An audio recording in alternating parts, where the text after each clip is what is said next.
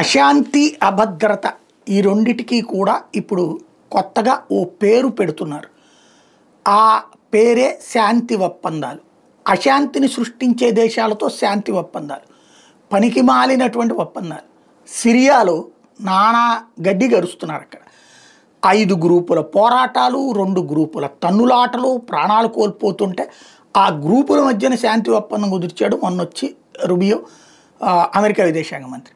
ఈలోపు ఇజ్రాయెల్ వెళ్ళి అందులో ఉన్నటువంటి మైనారిటీ గ్రూప్ పక్షాన చావు బాధ వదిలిపెట్టింది మెజారిటీ గ్రూప్ పక్షాన్ని. దాంతో ఆ శాంతి ఒప్పందం పనికి రాకుండా పోయింది. ఇప్పుడు ఇజ్రాయెల్ సిరియాల మధ్యన శాంతి ఒప్పందం అంట. ఇజ్రాయెల్ ఇకపై సిరియా మీద దాడి చేయదట.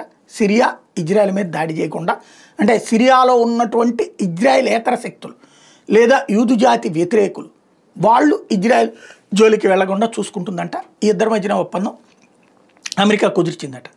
మళ్ళీ నేను ఇట్టా కుదిర్చేశాను కాబట్టి నాకు శాంతి నోబెల్ బహుమతి ఇవ్వమని అడుగుతాడు అనుకుంటా ట్రంప్.